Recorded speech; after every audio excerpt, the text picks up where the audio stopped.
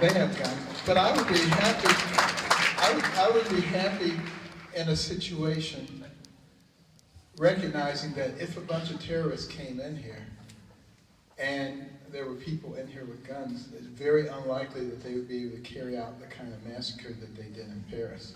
So, you know, that's what we have to be looking at, practicality, recognizing the times in which we live. And would I prefer a situation where everybody was loving and peaceful, and we could just sit around the campfire and sing Kumbaya and rock and roast marshmallows?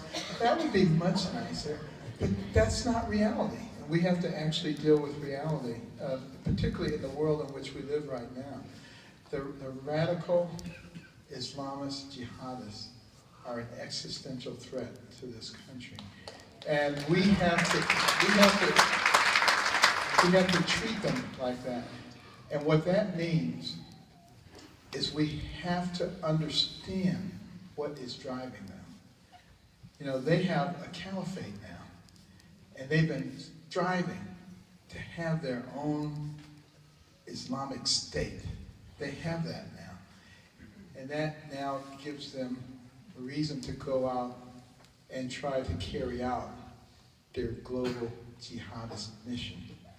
So why don't we backtrack them a little bit and take away their caliphate?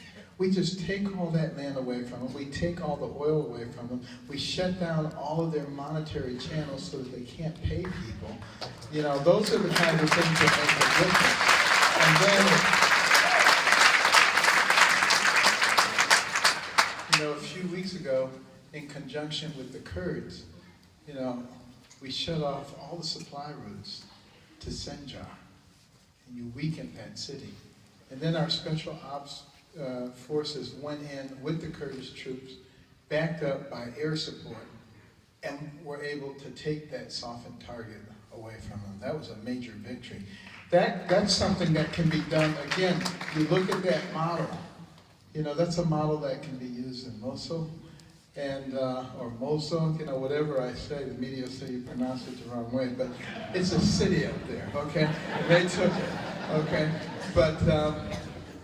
But their command central capital is Raqqa, and there are only 4 routes in and out of Raqqa. You can do the same thing again. You can shut off their supply routes, and you can soften them, and you know they will flee from there, and they will set up a command center somewhere else, and we will find it, and we will do the same thing again, and we will find it wherever they go. We will keep chasing them, and we will destroy them and keep them on the run, and they won't even have time to think about doing anything over here. I think that's the way to do it.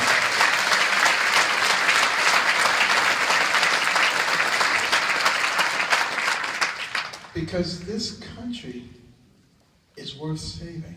This is the most wonderful country, as far as I'm concerned, in the world. You know, I've been to 58 countries. Some of them are very beautiful places, but I am always so happy when I get back home and just put my feet on terra firma here. You know, this is the most spectacular nation the world's ever known. We declared our independence in 1776. Within 100 years, we were the #1 economic power in the world. I mean, no one else has ever done anything anywhere close to that. And you look how we changed life for everybody. For 100 years, 500 years, 1,000 years, 5,000 years before the advent of this country, people did things the same way. Within 200 years of the advent of America, men were walking on the moon. It is the most spectacular and exceptional country the world has ever known. Changed the trajectory of mankind.